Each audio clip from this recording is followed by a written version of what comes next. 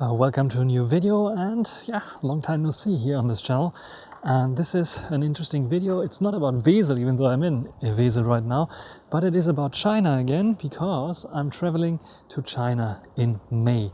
So we want to recheck what needs to be prepared, because from my last trip I learned a lot of things that need to be prepared, and the other thing, some things have changed, and I want to give you a small update on the trip to China, what you have to prepare, what is necessary to prepare besides clothes, and maybe a translator on your translation app on your smartphone. And I would preferably recommend you to use Google Translate offline, so download the language pack for China, maybe English as well. If English is not your native language, then the translation from Chinese to English is much better, much more sophisticated than the translation for Chinese, or from Chinese to German, for example. So I can highly recommend you to download the English and the Chinese language pack on Google Translate, and also eventually German, Dutch, whatever your native language is, if English is not your native language. And the other thing that I would highly recommend is a SIM card. A SIM card that allows you to access stuff beyond the Great Firewall. And I decided to get this SIM card here. You know, last time it was a different one, but sadly this one is not available anymore. And I searched for an alternative. This one here gives me roughly the same features. So that means like for 30 days, 10 gigabytes. That should be enough, because usually you are around hotels or where there's Wi-Fi, where you can use the internet as well. But when you are just out and about, arrived at the airport, you want to get your taxi, your DD or whatever going, then this one here is the one that I would recommend. Why? Because you don't have to activate it. You just put the SIM card in your smartphone and that's it. It's activated automatically. The 30 days will start from this day on.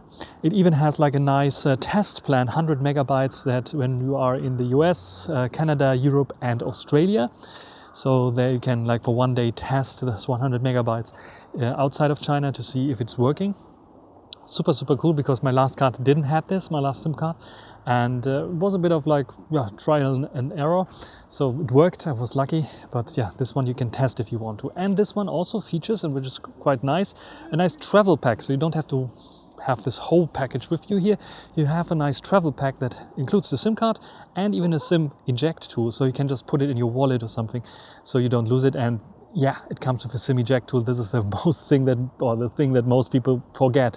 The other thing that I could recommend, if you have a phone like I have here, for example, that has dual nano SIM slots, you just put the SIM card in a second nano SIM slot and deactivate the second nano SIM slot, so it's not activating itself like a day or 2 days before travel. But if you are traveling like I'm just for 14 days, then it doesn't make sense. I can just put it in right now, and yeah, easily I can last the 30 days, because I'm only 14 days in China. So no issues there with this one.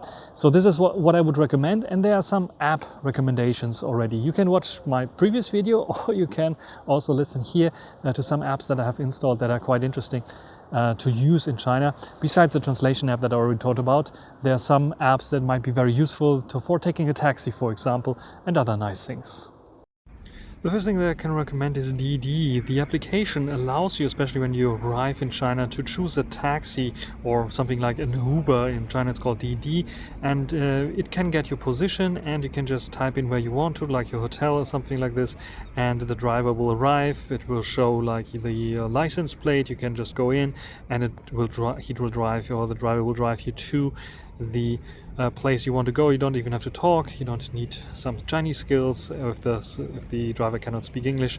Such things very handy and useful, especially when you arrive there. The other thing is like a map application, because Google Maps is not working. I am using a map, and this is the Chinese version, of course. It's no translation there available, but it's pretty easy to use. And let's go again here, allow for notifications. It's pretty easy to use, so you can allow it to have like your location. And the other thing that you have to do, even if it's in Chinese and you have all the map, don't be afraid. You just type in where you want to go. Like, I want to go to the next McDonald's. Type in McDonald's, and it will give you the result there. You can press on it, it will tell you where to go, where the next McDonald's is, and you can just use then the normal navigation. And this is the one that I would recommend, because you can type in English here and it usually finds the space or the place where to go, and then you can easily find your spot. I know it is in Chinese, it's not the easiest thing to do, but there are some translation apps as well available that allow you to translate the screen if it's necessary. But usually this is the map app that I would recommend besides Google Map. And yes, it uses internet, so be sure to have the SIM card inserted here, otherwise you will run into trouble. You can of course use some offline maps. I think Nokia Here Maps has some offline maps, or Huawei's Petal Maps has some offline maps, but they're usually not so accurate, especially when you type in some English names there. They don't translate very nicely to the Chinese names. The other app that I highly recommend, especially for payments, mobile payments, because usually most people will take mobile payments, but they don't take so much cash. Cash is always a good thing to have, but if you want to have mobile payments, WeChat is a good alternative. Not only because you have the possibility to add your credit card as a wallet there to receive money and to pay there, but also because it can be used for communication with friends, colleagues, or other people, even outside, because they are like there's a global connection. It is going beyond the firewall, and you have the possibility to just talk with friends and family. Just have to have a WeChat account as well, and then you can start talking with them, which is a cool thing. Besides talking, there's also video chat and audio messages, everything that you would need it from WhatsApp or from Facebook Messenger or other messaging apps, all here available. And I think the payment method here, or the payment option, is safe. I use it already in China, so I can definitely recommend. And one thing always good to have if you're traveling alone is like contacts for your embassy, for example, or such things that are close by, or friends or family, or someone that can help you in China if you are lost, especially when traveling alone. The phone number of your hotel is also very important eventually to have. They usually also have a WeChat account, so if you have the WeChat number or QR code that you can scan, then this is a very, very pleasant experience there, because they usually have very, very good service and help you day and night without any issues.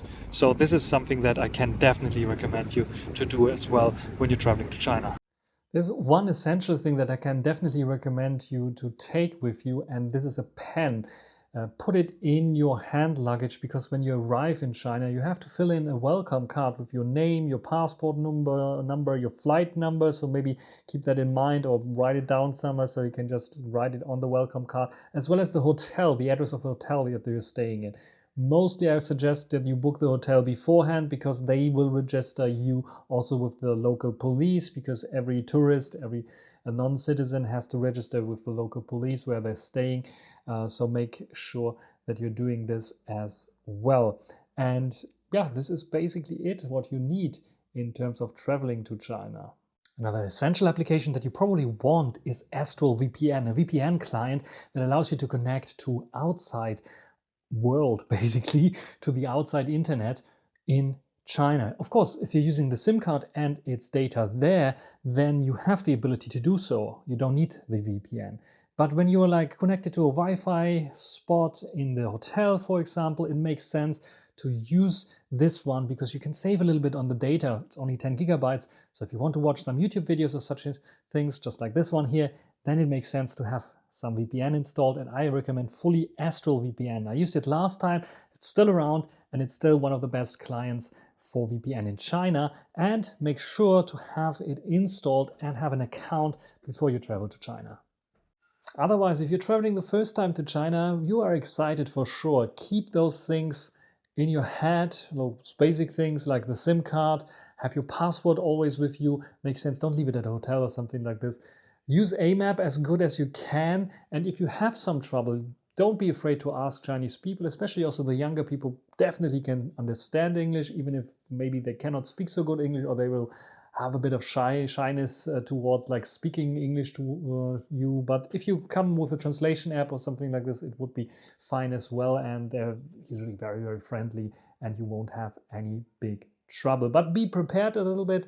Like I said, if you have the essentials like WeChat already on board, There's an inbuilt translation app as well that you can use, even if you're like speaking with the Chinese hotel that maybe cannot speak, the staff cannot speak so good English, but usually they can. Or you have some other payment things to go. Try it out in your country already. You can already add your payment function there, add your credit card, make sure that it's working. If it's not working, ask your bank why it's not working. Maybe they need to activate something for it to work. So if you're prepared like this already, you have the map application, you're aware that there's no Google Maps and such things going on there, and Google services in general are not available, but you have the possibility to use this extra SIM card to access your Google services. But still, I would recommend you to use, I don't think Google Maps is highly optimized for the Chinese market because they're banned there.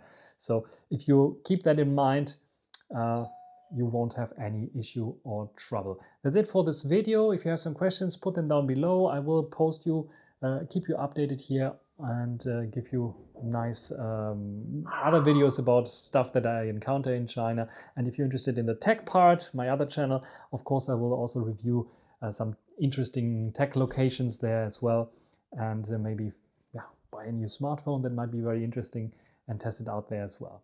So that's it. Until the next time. Bye.